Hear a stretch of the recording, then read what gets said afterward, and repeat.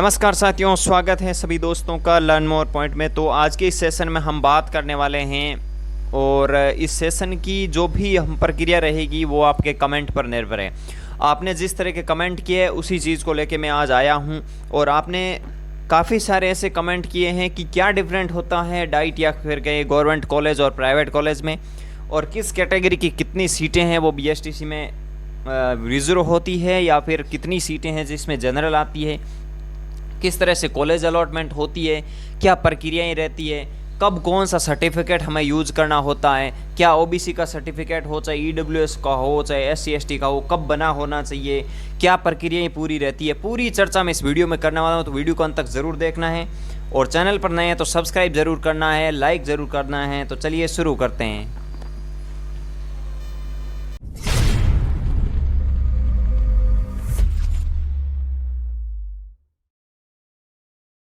तो सबसे पहले मैं बात कर लेता हूं college diet versus private college के बारे में। उसके बाद हम बात करेंगे कॉलेज कैसे मिलेगा। इसके बाद हम कैटेगरी वाइज कितनी सीटें इसके बारे में बात करेंगे। तो सबसे पहले तो प्राइवेट वर्सेस डाइट कॉलेज के बारे में बात करते हैं। इसमें सबसे पहले बता दूं कि प्राइवेट और डाइट कॉलेज की जो गवर्नमेंट के अंडर में फीस जाती है वो दोनों की सेम होगी, यह बात ध्यान रख लेना।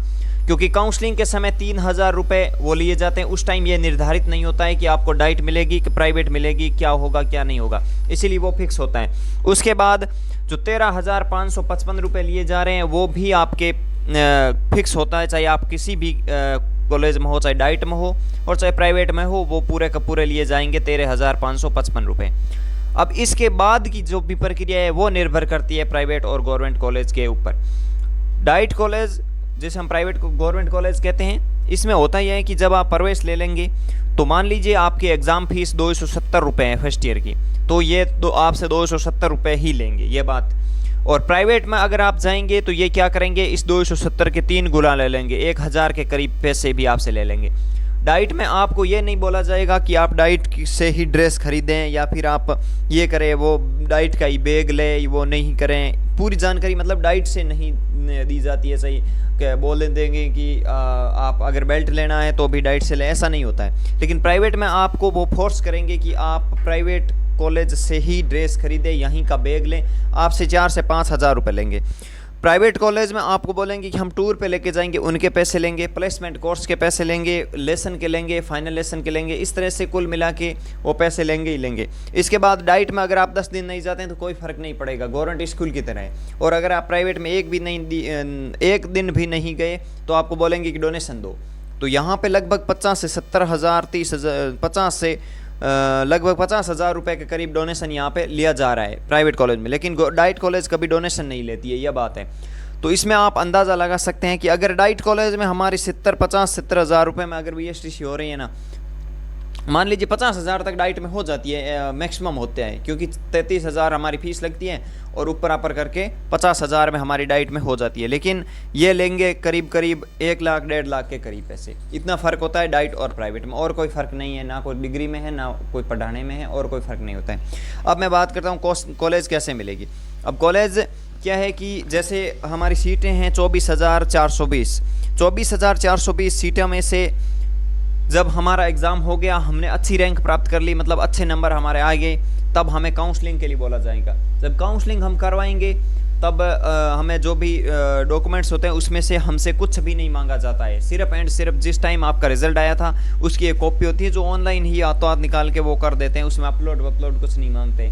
बस उस टाइम आपसे कुछ भी डाटा नहीं मांगा जाता है। आपकी जब काउंसलिंग करते हैं तब काउंसलिंग कराने के बाद जब आपको कॉलेज अलॉटमेंट हो जाती है और कॉलेज अलॉटमेंट होने के बाद आपको डॉक्यूमेंट अपलोड के लिए बोला जाता है, तब आपके पास OBC EWS SC ST जो भी हैं सर्टिफिकेट होना चाहिए इससे, और उस टाइम आपका वैलिड होना चाहिए। ऐसा नहीं है इससे 4 दिन पहले वैलिडिटी ख़त्म हो गई और आज हम अपलोड कर रहे हैं या आज हमें कॉलेज मिली, ऐसा नहीं है। आप ये मत सोचिएगा कि आज हम फॉर्म भर रहे हैं और आज हम अगर हमारा वैलिड है, तो ऐसा नहीं है। आगे वैलिड होना चाहिए उस टाइम जिस टाइम आप ये डॉक्यूमेंट अपलोड करेंगे, ठीक है। और उसके बाद 10th की मार्कशीट, 12th की मार्कशीट और एक आपका जो ये OBC ST जो भी सर्टिफिकेट होता है ये मांगा जाता है, और एक मूल निवास, 4 ही डॉक्यूमेंट्स आपके मांगे जाएंगे और ये उस टाइम वैलिड होते हैं जिस टाइम आपके अपलोड होने चाहिए, ठीक है। कॉलेज अलॉटमेंट होने के बाद मांगे जाते हैं, उससे पहले कुछ नहीं मांगा जाता है। ये बात आप क्लियर कर लेना। आपको कॉलेज अलॉटमेंट होने के बाद ऑटोमेटिक जो भी कॉलेज है उसका अलॉटमेंट लेटर आ जाएगा, जहां आपको जाके अपने डॉक्यूमेंट्स वेरीफाई कराने, वो प्रक्रिया एकदम आसान है, उसमें कुछ नहीं। अब मैं बताता हूँ कैटेगरी वाइज आपकी सीटें क्या है। तो कैटेगरी वाइज सीटें की बात करें तो सबसे पहले तो मान लीजिए, मैं उदाहरण दे रहा हूँ, 100% नहीं बता रहा हूँ, ये बात है, आपको उदाहरण दे रहा हूँ कि 100 सीटें, या मतलब 100% ये है कि ऐसे नहीं बता रहा हूँ कि 24,420 में से आपकी इतनी है वो है, ठीक है। तो मान लीजिए आपकी 100 सीटें हैं, मैं इसके माध्यम से सब समझाने की कोशिश करूँगा। टोटल 100 सीटें हैं, 100 सीटें में से आपकी 30 सीटें हैं वो महिला की होएगी, ये बात ध्यान रखना। अगर 100 सीटें हैं तो 30 सीटें महिला की है। अगर 1000 सीटें हैं तो 300 सीटें महिला की है। अगर 10,000 है तो 3000 महिला की है। अगर 20,000 है तो 6000 महिला की है। ये प्रक्रिया इसमें रहती है। लेकिन जो अदर कैटेगरी है जैसे ओबीसी, एससी, ईडब्ल्यूएस, उसमें ये अलग नहा करके इसमें पूरे के पूरी जितनी भी मतलब 100 सीटें हैं इस पर ही उन पर कैटेगरी को अलग किया जाता है, उसमें महिला को पहले अलग नहीं किया जाता। अब इसमें क्या होता है, 100 सीटें हैं उसमें से 26 लड़के या लड़कियां, मतलब 26% कोटा ओबीसी का हो गया। 100 में से 26 लड़के या लड़कियां ओबीसी के ही आएंगे। अब इस 26 में से 30% महिला, 70% ओबीसी के विद्यार्थी और 30% ओबीसी की महिला आ जाएगी। बात समझ रहे हैं आप। इसके बाद जो हमारे एससी कैटेगरी आती है, जैसे हम अनुसूचित जाति कहते हैं, उसकी 15% कोटा आता है इसके अंदर। 15% में से आप मान लीजिए 30% महिला और 70% एससी के ही महिला और एससी के ही लड़के आ गए। तो 100 में से 15 सीटें आपकी सिर्फ एससी कैटेगरी को होंगे। चाहे हम कितने भी ज़्यादा नंबर लाए कोई फ़र्क नहीं पड़ता, यहाँ पे सिर्फ एससी वाले ही 15 लड़के या लड़कियाँ लगेगी और वहाँ 26 लड़के या लड़कियाँ ओबीसी वाले ही लगेंगे। ये बात क्लियर कर लेना। उसके बाद मैं बताता हूँ आपको एसटी, ईडब्ल्यूएस, एमबीसी के लिए। और एसटी में क्या होता है, एसटी जिसे हम कहते हैं अनुसूचित जनजाति, इसकी सीटें होती है 7.5। अगर 100 में से 7.5-8 सीटें हैं वो आपकी इसी की होती है, ठीक है। और अब आपकी जो प्रक्रिया बैठती है वो है ईडब्ल्यूएस की।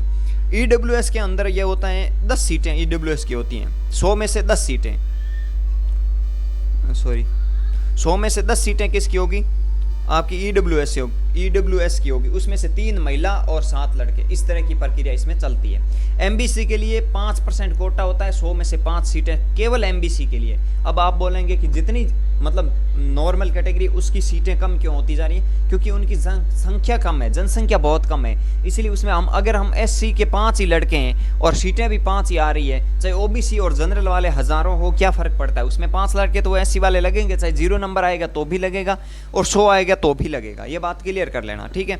अब आपकी सवाल आता है कि विडो कैटेगरी आ गई या फिर कोई मतलब ऐसी विकलांग कैटेगरी, इनकी क्या होता है। इनकी यह प्रक्रिया होती है कि इनके जो 4, 5, 10% आरक्षण होता ही होता है। अब इसमें समस्या ये है कि ज़्यादा विडो कैटेगरी के मिलते नहीं है, ना ज़्यादा आपके विकलांग कोटे से मिलते हैं, इसीलिए इनका सिलेक्शन इतना आसान होता है। अगर किसी में 300 नंबर के करीब लाने की अगर हिम्मत है ना, 290, 300 नंबर, तो वो चाहे तो फर्स्ट कॉलेज में एडमिशन ले सकता है जो विकलांग है और जो विडो कैटेगरी से बिलोंग करने वाली कोई मेरी बहन है वो, ठीक है।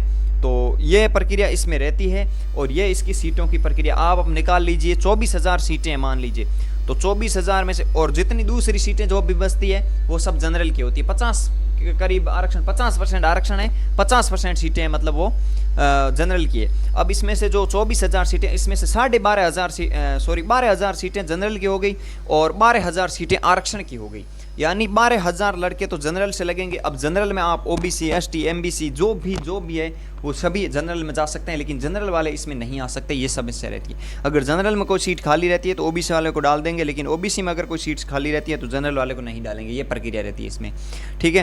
तो अगर आप जनरल कैटेगरी से बिलोंग करते हैं तो आपको 24,000 सीटों को ना देखना है, 12,000 की रैंक के अंदर आना पड़ेगा आपको, ये बात ध्यान रख लेना। 12,000 लड़कों के अंदर आपको आना पड़ेगा, टॉप 12,000 के अंदर आपको आना पड़ेगा अगर जनरल से हैं। और ओबीसी से हैं तो 15-16 हज़ार के करीब अगर आपकी रैंक आती है तो आपका आसानी से सिलेक्शन हो जाता है। विडो और जो भी है नॉर्मल आ जाती है, जैसे विकलांग से, तो इनकी अगर कोई 70-80 हज़ार तक जाती है तो भी कोई ज़्यादा फर्क नहीं पड़ता है, ठीक है। यह समस्या इसकी रहती है। और अगर आपकी कोई भी डाउट हो तो आप कमेंट में कमेंट करिए, मैं हर कमेंट का जवाब देता हूं। और मैं आपको बोलना चाहूँगा कि आप इस वीडियो के नीचे कमेंट करिए, जिस कमेंट के जवाब मैं कल के वीडियो में दूंगा, ठीक है।